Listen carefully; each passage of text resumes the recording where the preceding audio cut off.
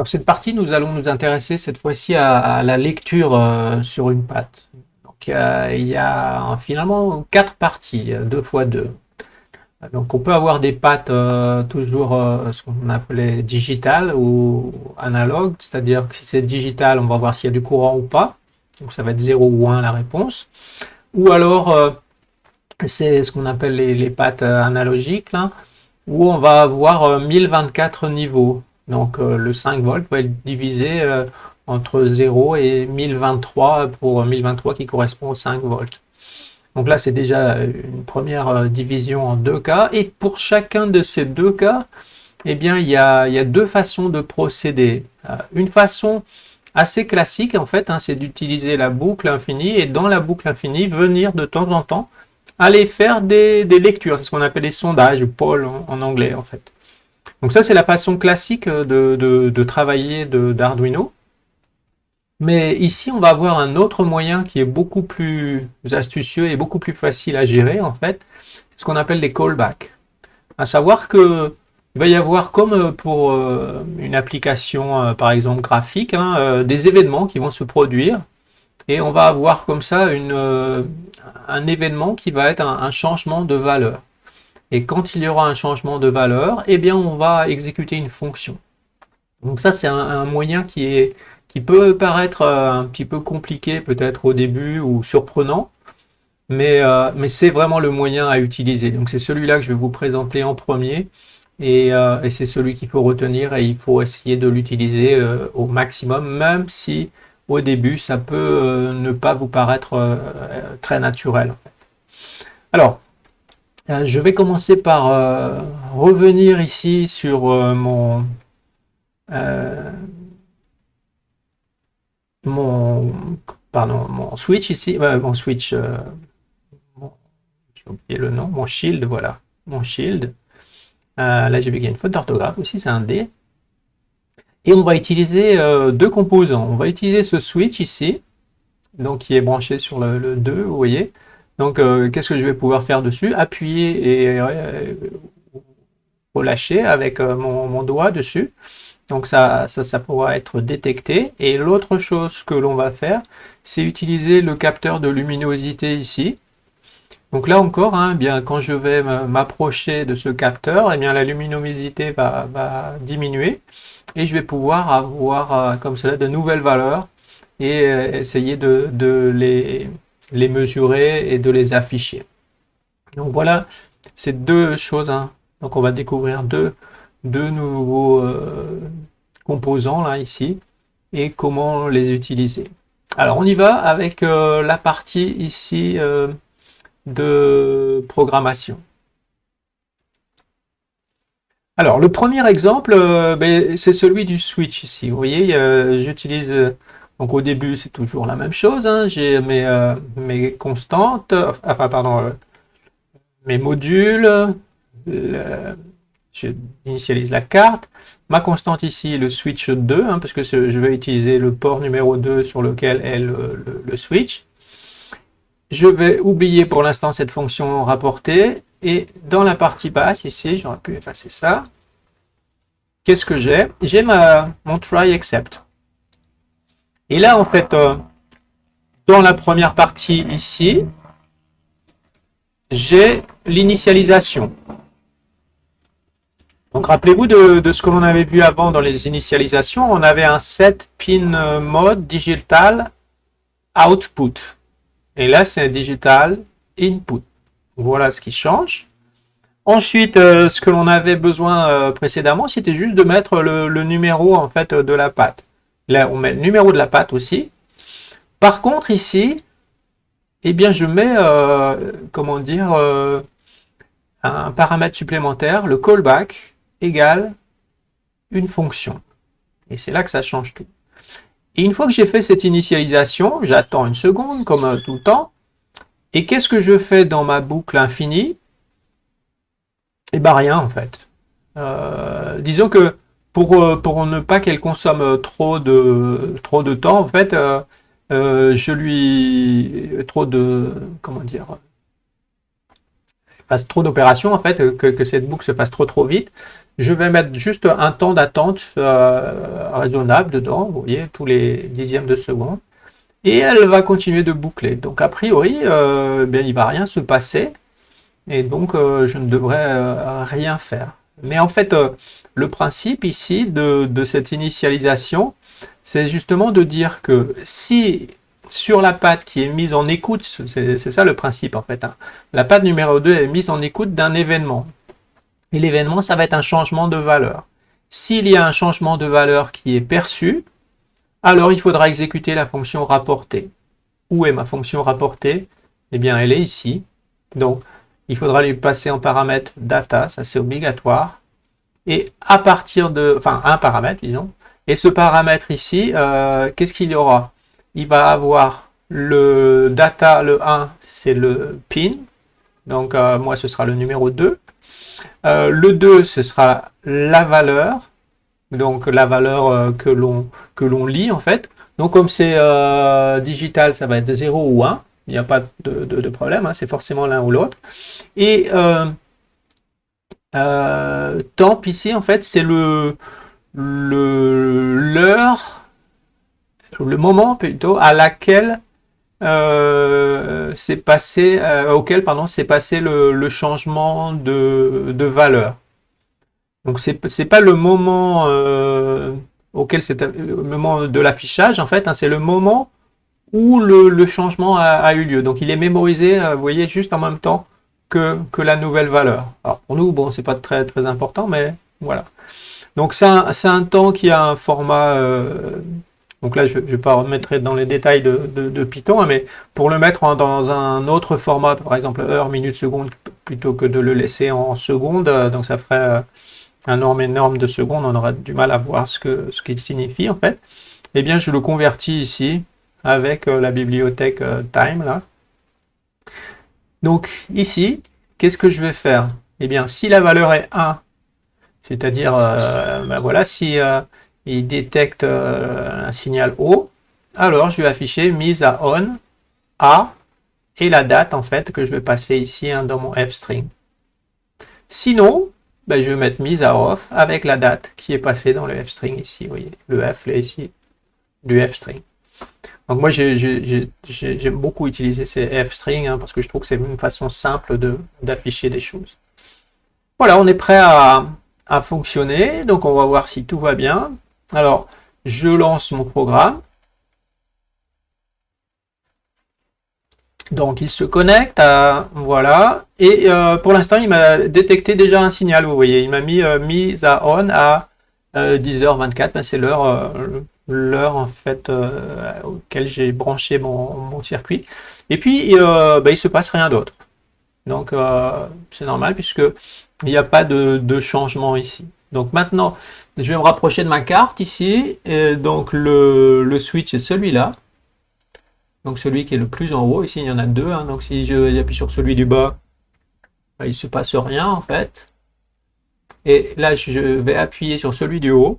Donc j'appuie. Et je suis en train de laisser enfoncer en fait. Donc tant que je suis enfoncé, en fait, eh ben, je suis au niveau off. Mais il n'y a pas de changement en fait. Il y a eu un changement, donc il a marqué mise à off à 10h25.04. Et maintenant, je vais relâcher. Je lâche. Donc mise à on à 10h25.22. Donc je suis resté 18 secondes enfoncé. Et donc si je fais beaucoup plus vite, bien, je vais avoir, vous voyez, les changements qui apparaissent. Donc ça c'est vraiment quelque chose, ce premier fichier là, ce premier exemple, c'est vraiment celui qu'il faut retenir parce qu'il est extrêmement naturel finalement à utiliser. S'il n'y a pas de changement de valeur, eh bien pourquoi aller regarder, il n'y a rien à faire en fait. Il faut profiter des possibilités là, de Pimata 4 qui lui va se charger tout seul en fait d'aller lire régulièrement et de détecter des nouveaux signaux. Donc c'est vraiment quelque chose qui est très très facile à comprendre et très facile à utiliser. Alors je vais arrêter mon programme ici et je vais passer cette fois-ci à deuxième, deuxième circuit. Donc ici, on va voir qu'est-ce qui change. Cette fois-ci, j'utilise le composant Light 1. En fait, c'est le capteur de lumière, en fait. Donc, c'est celui qu'on a vu dans le shield tout à l'heure. Je ne sais pas si je peux le montrer à nouveau. Donc, vous voyez, hein, il est bien branché sur A1. Donc, A pour analogique et le numéro 1. Donc, maintenant, je reviens ici sur ma programmation. Et donc, vous voyez, quand je mets 1, il ne va pas confondre avec D1 et A1. Pourquoi? Parce que au moment ici où je fais l'initialisation, donc c'est un set pin mode, mais cette fois-ci, c'est pas digital, mais c'est analogue. Donc, il n'y a pas de problème pour lui. Si c'est analogue, ça ne peut pas être D1, c'est forcément A1. Ensuite, qu'est-ce qu'on retrouve? On retrouve, même chose, la patte. Donc, pour moi, c'est la numéro 1. On retrouve le callback. Donc, si vous voulez changer le nom de la fonction rapportée, évidemment, vous pouvez mettre ce que vous voulez. Et ici, j'ai rajouté un paramètre supplémentaire. C'est un paramètre qui est optionnel, mais qui est intéressant hein, quand on travaille avec des sorties analogiques où il y a beaucoup de valeurs possibles. Et donc, par exemple, pour la luminosité, on va se rendre compte qu'elle change pratiquement tout le temps. Donc, il suffit qu'il y ait un petit quelque chose qui passe devant le capteur pour que ce soit qu'il y ait un petit changement par exemple de 523 à 524. Donc même si ça paraît constant, ça ne l'est pas vraiment. Et donc là, on peut choisir d'un seuil ici. Donc là, par exemple, j'ai choisi le seuil de sensibilité à 50. Donc ça veut dire que s'il y a un écart qui est plus petit que 50, rappelez-vous que ça va de 0 à 1023. Donc s'il y a un écart plus petit que 50 entre deux mesures, eh bien il ne va pas détecter cela comme un changement de valeur. Donc ça ne va pas déclencher rapporté. Et du coup, on va avoir un système qui va être beaucoup plus stable. Donc il faut trouver justement un juste milieu pour qu'on ait besoin d'utiliser quelque chose qui soit stable, mais comment dire, qui reste quand même significatif de ce que l'on veut faire. Donc là, évidemment, ben, ça dépend justement de ce que l'on veut faire. Ici, qu'est-ce que je fais dans mon rapporté? Eh bien, bon, ben, c'est toujours la même chose. Hein, vous voyez, il y a toujours la valeur, mais la valeur, ce sera plus 0 ou 1. Hein. Et ici, je vais simplement l'afficher. Pour l'instant, ce sont des exemples basiques. Évidemment, on pourrait faire des choses plus intéressantes. Mais ici, le but, c'est d'attirer l'attention justement sur cette initialisation-là et le rôle ici du callback. Donc, j'ai ça, ma boucle infinie où il n'y a toujours rien, et le CTRL-C. On y va, on va lancer notre programme, on attend, on se connecte, ça y est, et il me dit toujours, hein, vous voyez, dès le début, il y a une valeur qui affiche qui est le 783. Donc là, pour l'instant, je ne m'approche pas de mon capteur, donc la luminosité ne bouge pas. Et maintenant, je vais m'en approcher. Donc, vous allez voir ma main qui va se rapprocher un peu. Voilà. La luminosité, elle a commencé à diminuer. Elle diminue.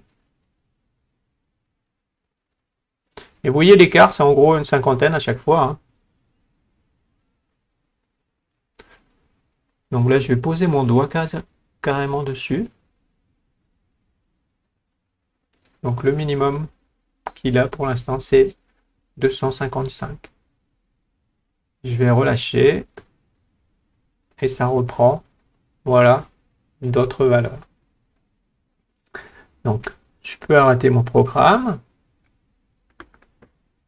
Et puis, regardez ce qui se passe. Par exemple, si ici, je vais mettre juste en commentaire, j'espère que je ne vais pas faire de bêtises ici. C'est-à-dire, je ne vais pas utiliser ma sensibilité ici. Donc je fais comme dans le programme précédent. Je lance mon programme. Pardon, j'ai oublié de le lancer. Oui, la bonne commande, pardon. Je lance mon programme. Et là, vous voyez, il y a énormément de valeurs. Donc ça oscille entre 775, 776 et ça change pratiquement tout le temps. Alors que voilà, je ne suis pas devant. Mais en fait, devant ma fenêtre, il y a un arbre et je pense que l'arbre, il y a un peu de vent et les feuilles bougent. Et du coup, j'ai énormément de mesures et ça a quelque chose qui est pas du tout intéressant parce que ça donne du travail justement à ma carte. Donc elle est elle est bombardée en fait d'événements qu'elle doit traiter. Donc elle va peut-être être débordée justement par tout ça en fait. Et puis ça sert à rien en fait, puisque mon niveau de luminosité finalement, bah c'est, j'ai envie de dire que c'est le même. Hein. Donc il n'y a pas besoin de faire ça. Donc je vais arrêter mon programme. Mais donc voilà, hein, donc ici, hein, je vais peut-être remettre comme c'était avant.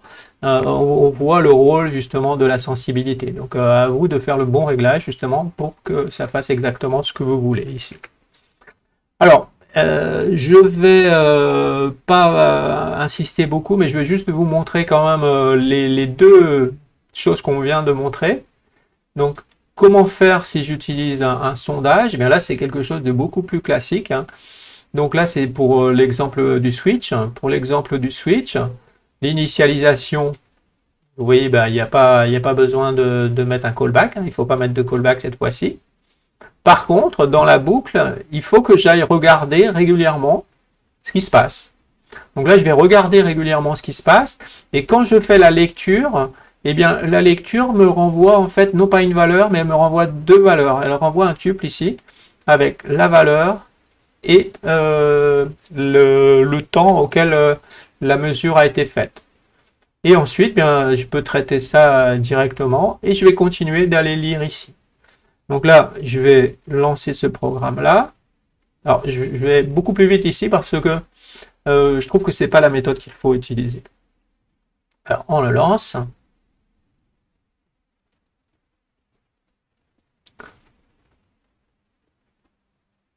Donc là, j'ai mis un délai de 5 secondes. Donc tous les 5 secondes, eh bien en fait, il va lire. Et là, on se rend compte de la stupidité, j'ai envie de dire, du programme, parce que le programme, vous voyez, je suis pas en train de toucher à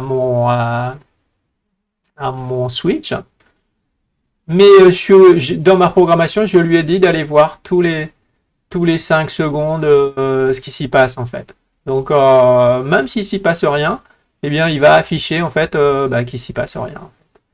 Donc ce qui est intéressant de voir justement, c'est que le temps, vous voyez, le temps qui apparaît, c'est surprenant au début. On a l'impression que l'ordinateur se trompe et dit mais non, mais la mesure elle n'est pas faite à 10h34,04. La mesure, c'est le dernier changement de mesure en fait. Donc c'est pour ça que ça, comme j'ai pas changé en fait, c'était le premier temps auquel on a fait la mesure finalement. Depuis, il n'y a pas eu de changement de valeur, donc c'est pour ça que il ne change pas cette heure-là. Maintenant, je vais appuyer dessus.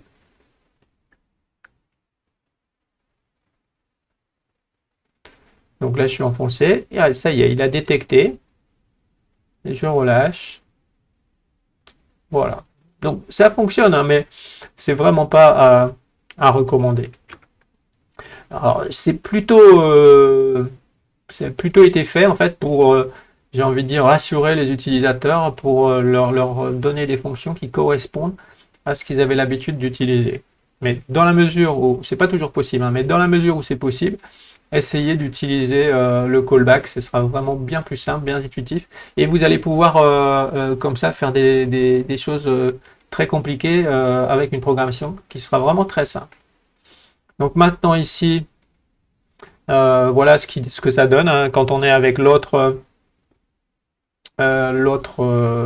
programme, hein. Donc celui du capteur de luminosité, je le lance. Donc là, voilà, ben, il va aller lire tous les 5 secondes aussi. Et donc, tous les 5 secondes, il me donne une mesure. Des fois, c'est la même, des fois, c'est pas la même. Donc, voilà. Donc, le gros avantage, c'est qu'on a des lectures qui sont régulières. Donc, ça peut être pratique dans certains cas. Mais c'est souvent des mesures qui servent à rien. Donc, voilà pour cela. Euh, donc, si vous comparez un petit peu le mode de fonctionnement de ces programmes avec le callback, là, avec ce que l'on faisait en Arduino avec une boucle d'attente, eh bien, vous allez voir que c'est quand même extrêmement simple hein, de gérer cela.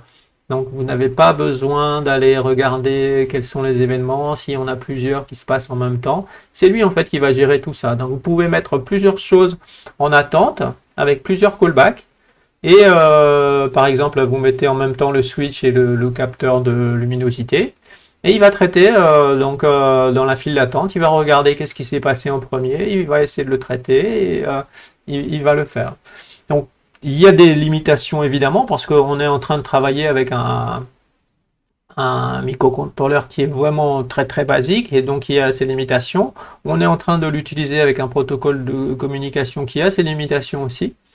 Mais si on ne pousse pas trop, bien normalement, vous arrivez à faire ce que vous voulez sans problème. Donc si vous lui demandez, si vous le surchargez de mesures, à un moment donné, eh bien, il va en oublier, donc ça va mal se passer. Mais ça a beaucoup plus de chances de bien se passer si vous utilisez le callback plutôt que l'autre boucle. Donc voilà pour cela. Donc essayez vraiment de respecter cette nouveauté là, de cette façon d'utiliser les callbacks et vous allez vraiment pouvoir en profiter dans des exemples bien plus compliqués.